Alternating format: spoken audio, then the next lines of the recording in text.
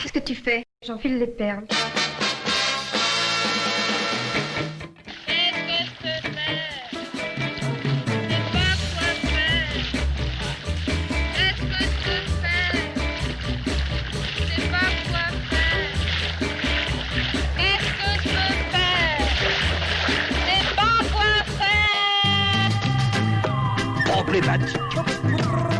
Aujourd'hui, la femme, elle a envie, par exemple moi, la seule possibilité que j'aurais de ne pas être artiste, c'est d'être enceinte tous les 9 mois. Du premier qui voulut éclore, il sortit ceci. Oh, il était raté.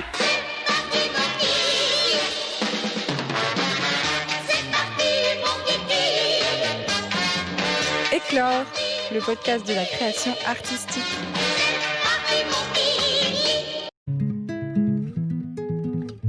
Bonjour à toutes et à tous. On ne fait pas d'omelette sans casser des œufs. Et malgré le fait que nous devions tous rester dans notre coquille, j'espère vous faire voyager en compagnie des Zoufri Maracas. En octobre 2019, ils étaient en préparation de leur dernier album, Bleu de Lune. Alors je suis allée leur rendre une petite visite. Comment créent-ils leurs chansons? Comment enregistrent-ils leur album? Dans cette période sensible, un petit aparté pour découvrir leur sens de la création collective et du temps présent. Vincent Michaud pour les Zoufri. Voilà, je fais de la guitare. Avec François, avec Vince, avec Yuri, qu'est-ce qu'on fait? On enregistre, on organise le truc, on réfléchit dans quelle direction partir, quel style, et on fait les arrangements, tout ça, et voilà. Enfin, ça fait 1 mois et demi ça fait depuis début septembre, on est au studio, et qu'on y est de 9h du matin à minuit tous les jours, et voilà. Et là, ça arrive à la fin, là. Ce que je préfère faire quand je fais un album, justement, chercher les directions musicales, en fait. Chercher dans quel sens on part et trouver la couleur au morceau et pour que ça aille bien avec la chanson, en fait. Et c'est ce que je préfère, en fait. J'aime bien jouer de la guitare et tout, mais c'est pas le premier truc auquel je pense quand j'enregistre. C'est plus comment on va la faire belle, la chanson, quoi.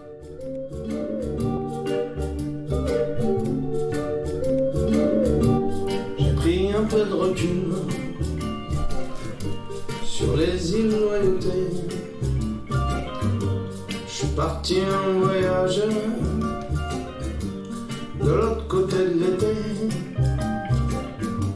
Je me suis éloigné pour oublier un peu notre belle société qui s'arrache les cheveux, se marche sur les pieds, qui veut, qui a tout ce qu'elle veut, qui boit tout ce qu'elle peut, qui vomit tout ce qu'elle est. Si les hommes s'en foutent, qu'il n'y a plus rien à faire, demain rien n'est fou, j'habiterai maintenant. Si les hommes s'en foutent, qu'il n'est plus rien à faire, demain rien n'est fou, je calme mes lèvres, j'ai pris un peu de recul. Non, je pense pas spécialement à l'ensemble de l'album, parce qu'on a les chansons qu'on a. Et du coup, non, en fait... Après, si on se dit que dans l'album, il faut pas que ce soit tout triste ou tout patator majeur ou tout mineur, quoi. Donc on essaye de varier pour que ça... qu'il y ait un peu des deux, quoi. Qu'il y ait des moments calmes, mélancoliques, et des moments où tu as envie de danser, où ça te fout la patate. Mais là, cet album, il est plus mélancolique et plus calme que les précédents. Et ça, heureusement, on a 3-4 chansons qui foutent la patate, mais de manière générale, il est plus calme, quoi. Là, il y a pas mal de morceaux, on était en résidence dans le sud de la France, et au début, on prenait la musique et on la jouait un peu comme ça, et et on partait dans une direction musicale sans que Vince il soit là forcément. Et comme ça nous permettait d'avoir un peu de liberté au début pour prendre une liberté musicale. Et après, après du coup, ça collait avec Vince, ou pas d'ailleurs. Mais voilà. Mais souvent on fait ça, ouais, on pose guitare-voix et après on rajoute dessus piste par piste, quoi. On fait vraiment piste par piste. On n'enregistre pas comme les groupes qui enregistrent avant où ils répètent les morceaux 250 fois, ils ont bien leurs morceaux et ils louent un studio, ils se mettent chacun dans une cabine et ils enregistrent. Nous on fait pas ça parce qu'on répète pas.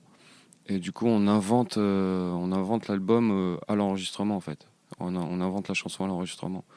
Et c'est pour ça que ça prend vachement de temps. Mais en même temps, ce temps, on le prendrait à jouer tous ensemble, à répéter le morceau, à faire les arrangements en live, pour après enregistrer dans un studio. Mais nous, on fait pas ça, en fait.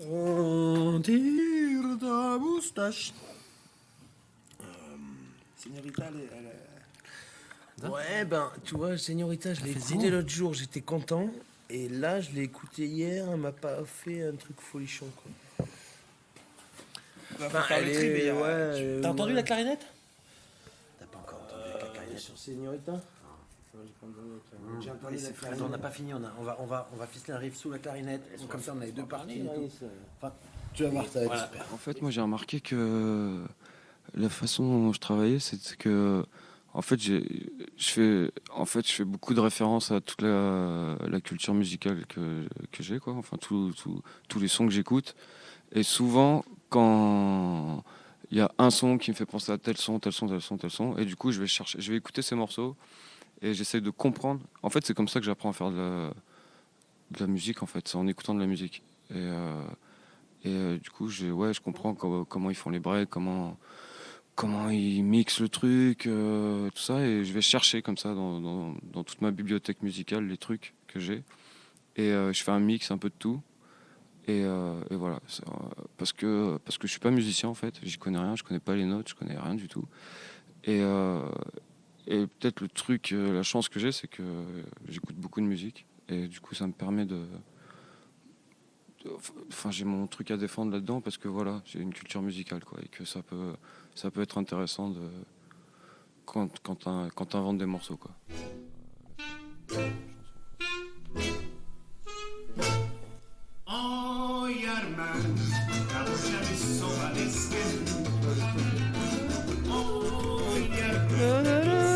Enfin, les trucs qui sont rythmés, du coup ils sont en rythme. Ouais.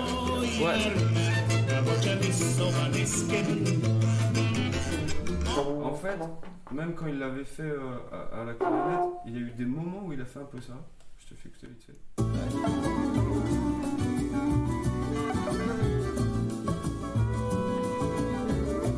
Tu vois, c'est un peu...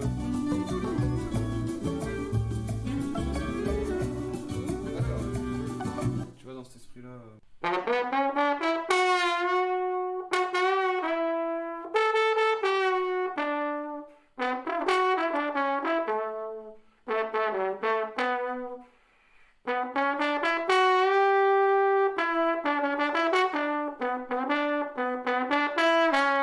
En fait, c'est hyper collectif parce que nous, on a notre squelette qui est dans l'ordinateur sur lequel on demande à tout le monde de venir poser et en fait, chacun participe à fond et amène ses idées et sa personnalité, quoi. Et en ça, ouais, c'est super collectif. Faut voir. Et j'ai ramené des trucs sur Café Genou, je suis sûr que tu vas pas aimer. Ah. Tu vas me s'y prendre comme ça. Déjà, le truc, j'ai pas dit que je le faisais. Tu vois, parce que sinon on me dit non. Donc je le fais, et je le fais bien. Parce que si tu le fais vite fait, les gars, ils écoutent, ils font non. Donc je le fais bien, mais ils vont quand même dire non. Mais c'est pas grave, au moins le truc est bien fait, il est là. Qui c'est qui a le dernier mot? C'est Vince et moi, hein, de manière générale. Parce qu'en fait, il faut qu'il y ait quelqu'un qui arbitre le truc, sinon ça part dans tous les sens, quoi. Et chacun a vraiment des univers musicaux différents. Et du coup, chacun pourrait partir complètement dans ses univers. Donc, à un moment donné, il faut qu'il y ait quelqu'un quand même qui centralise tout ça et qui limite le truc pour que ça sonne Zoufri, en fait. Mais en fait, le dernier mot, c'est la chanson en elle-même qui est là, je crois. C'est quand ça devient évident et que ça trouve son équilibre. Avec toi, j'aurais fait n'importe quoi, mais dis-toi.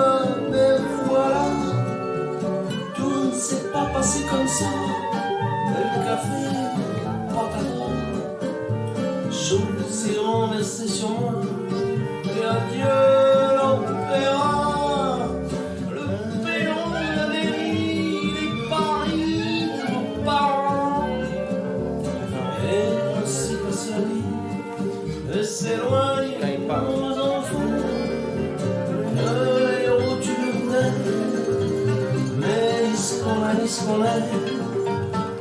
Les lignes d'amour croisées de nous ont éloignés. Un petit café chaud, je nous verrai bien ensemble. C'est ça qui est horrible en studio, c'est que chaque morceau, tu peux en faire. Là, chaque morceau, on peut en faire 5 versions différentes, quoi. Et du coup, laquelle faut faire, quoi. Et c'est ça qui c'est le plus compliqué. Et aussi, il y a le truc, tu dois faire des versions. Enfin, il y a plein de morceaux. Moi, j'ai envie de faire des versions de 10 minutes, quoi. Mais c'est pas possible. C'est des chansons. Il faut que elles se contiennent en elles-mêmes, quoi. Mais du coup, ouais, tu jettes plein de trucs. Tu jettes plein de directions, plein d'instrus, plein de possibilités de faire repartir la musique d'une autre façon, en faisant continuer le morceau sur 10 minutes. Mais je pense que sur cet album, il y a certains morceaux qui ont plusieurs versions. Peut-être qu'ils sont peut-être pas sur l'album physiquement, mais on les sortira sur Internet, quoi. Je pense que ça peut être intéressant. Ça fait 10 ans qu'on a commencé. Au début, on était jeunes et fous, et on avait la rage, et on n'y connaissait vraiment que dalle. Et Vince, il avait plein de textes, il avait déjà beaucoup de textes, Vince, quand on a commencé le premier album, et c'était des textes qui avaient bien la rage, quoi. Et, enfin voilà, ça sentait la jeunesse et le premier saut. Le deuxième album, c'était un peu un album de stress, parce que tu te dis, ouais, putain, incroyable, le premier, il a marché. Est-ce qu'on a eu un coup de chat ou est-ce qu'on est capable de faire un deuxième album en sachant qu'il y a les gens qui t'attendent, que tu as les prods qui te mettent la pression, que tout ça, qu'en fait toute cette nouvelle vie que tu as découvert, elle est possible parce que le truc était bien. Et si ça se trouve, si tu fais un truc de tout pourri, cette vie elle va s'arrêter, alors que elle est cool cette vie, nous on kiffe faire de la musique. Et du coup le troisième album, t'es moins dans le stress, t'as vieilli, donc t'es plus calme et t'es mieux dans tes baskets, je crois. On est mieux dans nos baskets. Et du coup, on est plus tranquille, quoi. Et c'est plus agréable. Il est plus agréable à faire que le deuxième.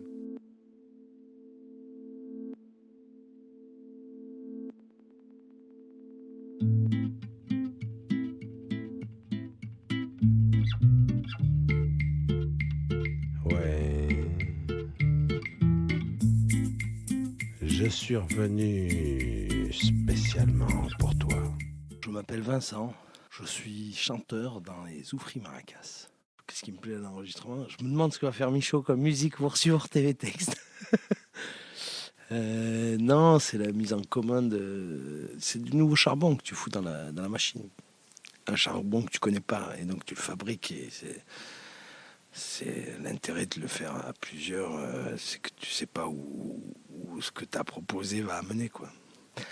Et de le voir se développer comme ça, c'est beau, quoi. Et puis tu cherches, et puis voilà, tu pars.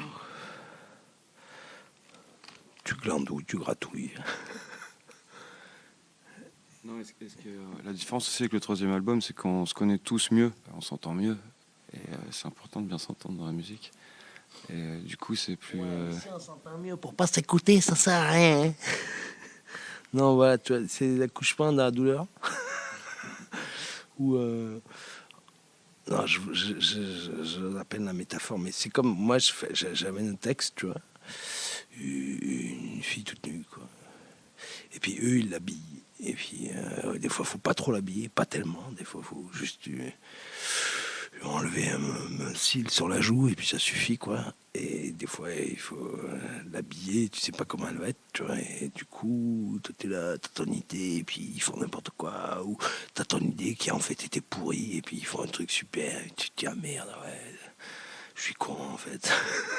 Et enfin voilà, et je pense que ça leur fait pareil quand ils arrivent avec une idée de bande son et que toi tu fous une chanson dessus et que tu dis non, ça. Enfin, tu vois, c'est du compromis ensemble, musical. Il y a des moments où tu dis que tu as une bonne idée, il y a des moments où tu dis que tu as une idée de merde. Enfin, t'arrêtes pas de voyager entre les deux, quoi. C'est la création, quoi. Des fois, tu dis putain, ça marche, c'est limpide, et des fois, tu fais putain, mais je suis complètement teubé, ouais, effectivement. Moi, j'écris dans mon coin avant, en fait. Comme ça, je ne souffre d'aucune critique. Non, je fais mes chansons. Ouais, dans mon coin, tout seul. Et puis après, je leur dis, je leur demande si ça va. Mais en général, ça va. Hein. Et des fois, ça va pas. Hein. Mais ouais, voilà, non, c'est un processus assez personnel, quoi, assez fulgurant, tu vois, qui arrive comme ça, qui se produit en 2 minutes. T'es là, 3 heures du matin, raide comme un Polonais français. Et hop, tu prends la guitare, tu fais un truc et d'un coup, hop, un truc qui te fait rire. Et voilà. Et si tu sais pas quand ça va arriver, le matin, le soir, le midi, plutôt le soir. Hein. Mais voilà, c'est pas concerté, quoi. Et après, si des fois après, on fait des rectifications. Quoi, voilà. Là, j'ai proposé à Michaud d'écrire un petit couplet là, sur Maria les fous. Mais des trucs comme ça, ouais. Non, mais c'est difficile de partager ça aussi parce que c'est tellement profond en toi. C'est une émotion, quoi, tu vois, que tu sors aux gens comme ça. Puis c'est pudique, enfin, pudiquement, tu vois, c'est fragile, quoi. En fait, t'es fragile. Tu montes le fond de ton cœur, tu vois. Et donc, du coup, tu souffres pas trop de distorsion extérieure, en fait. T'as pas envie de te faire chier avec ça. Et t'as pas envie de devoir exprimer quelque chose sur une émotion que t'avais prévue comme ça et qui correspondrait pas à ce que tu veux, quoi. Donc c'est ça qui est difficile, en fait. C'est même si les gars, tu leur proposes un truc et en mineur, ils te le font en majeur. Voilà, tant que t'arrives à toi tirer ton épingle émotionnelle du jeu, ça va, quoi. Mais si à un moment ça rentre en contre avec ton ressenti profond, c'est difficile. Mais ça s'arrange aussi. Hein. Tu peux t'habituer. Mais c'est ça. Réfléchir à des chansons. Voilà. Tout nu. Avec une jolie fille. Voilà.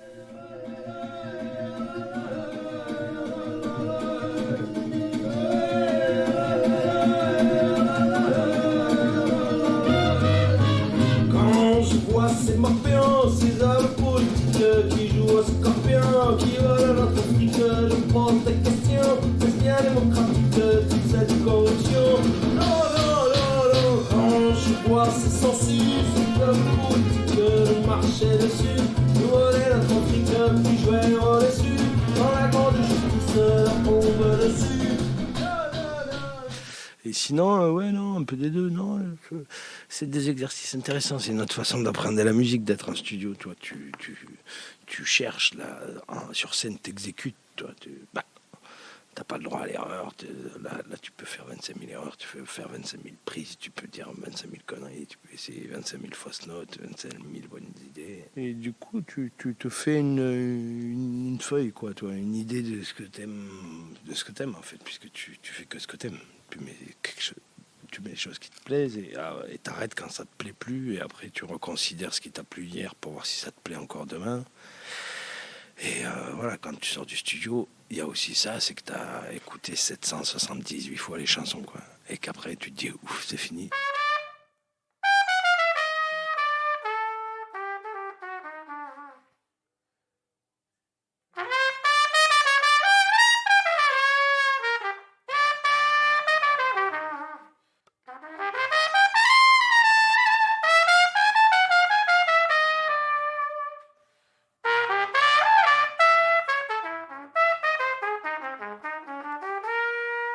Je suis Brice, trompettiste des Zoufris Maracas.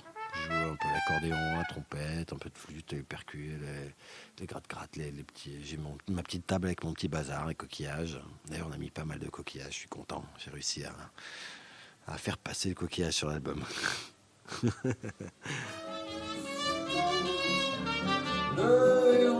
mais n'arrive pas, ça va ah, c'est ça, à la roll, ouais. Non, là, c'est pas assez. Je vais faire un truc comme ça. Ouais, vraiment laid back et tout. J'accompagne la création. C'est-à-dire que, avec enthousiasme et pugnacité, je fournis ce qui me semble, moi, à mes oreilles, à mon ressenti, quelque chose de pertinent, quelque chose qui me plaît. Et après, Et après, soit je le soumets au groupe, quoi, et donc du coup... On écoute avec attention à chaque fois et on se pose vraiment la question, est-ce que c'est bien, est-ce que ça va, est-ce que ça fait avancer le morceau, est-ce que ça le noie, est-ce que... Tu vois, on écoute avec délicatesse les choses et quand on les repousse du revers de la main brusquement, on a prévenu l'autre, on y a mis un peu de poing sur la joue. Non, mais c'est cool, quoi, tu vois. Mais des fois, c'est rageant. D'ailleurs, il y a un truc que je viens défendre aujourd'hui.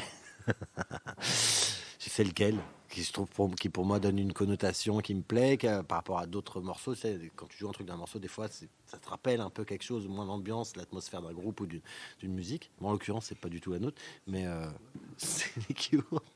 Mais j'ai rien à voir, hein, je suis pas un fan des Cure. Mais il y a un riff qui a un petit côté, je trouve, un peu... Tu vois ? Je connais pas.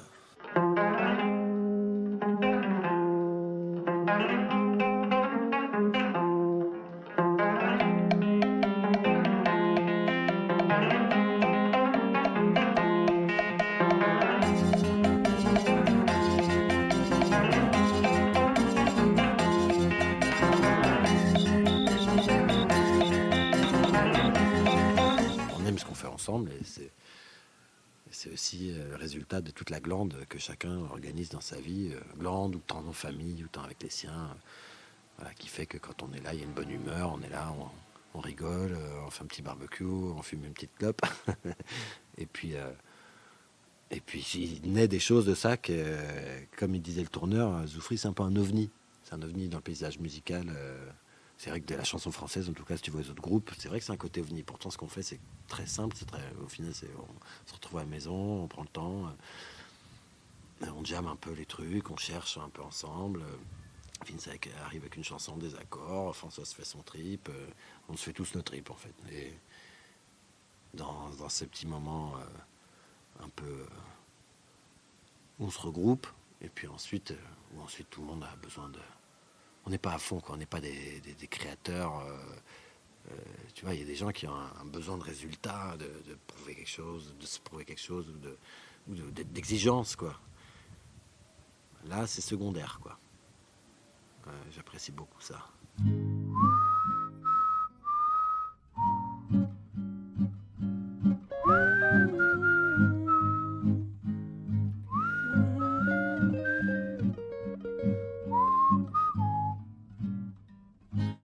Chez François, même si c'est un super studio et tout ça, mais on est dans des conditions artisanales, quoi. À la maison, tranquille, on prend le temps, on fait, on défait, on refait. Bande de moules, c'est un morceau, par exemple, assez symptomatique de ce truc-là, qui a eu 8 versions différentes, et la dernière version, au final, c'est une espèce de mouton à 5 pattes mélangé de versions reversionnées, effacées, amalifiées. Ils sont passés par toutes les phases. Et ça, on peut pas se permettre de faire ça en studio. Donc, ouais, il y a un côté artisanal, fait maison, à la cool, bien tranquille. Et parfois, on reprend des éléments qu'on a trouvés au moment où on crée pour le disque. Ça dépend si c'est des morceaux qu'on jouait sur scène avant ou pas, si on les crée totalement au moment d'enregistrement ou si on les jouait déjà sur scène avant. Certains morceaux ont pris leur forme comme ça sur scène, se sont peaufinés en studio et ensuite sur scène se sont enrichis de ce que le studio apportait. Donc moi, je vois ça plus comme une continuation. Donc le résultat final, il me concerne peu, dans la mesure où je fais pas partie des gens qui connaissent Zoufri par le biais du disque. De toute façon, plus personne achète de disque par le biais de l'album. Et même plus personne écoute d'album en entier. Donc, de toute façon, on n'a plus rien à foutre de rien, en fait, aujourd'hui. On n'arrête pas le progrès, on le regarde passer, assis sur le bas-côté, regrettant son passé. On n'arrête pas l'amour, on le regarde passer. Un merci chaleureux aux Zoufri Maracas. Vous pouvez m'écrire à ecleurpodcast@gmail.com. J'espère que vous avez eu autant de plaisir à écouter cet épisode que j'en ai eu à le faire. Merci pour votre écoute. Les prochains épisodes sortiront les derniers dimanches du mois. Entre-temps, prenez soin de vous.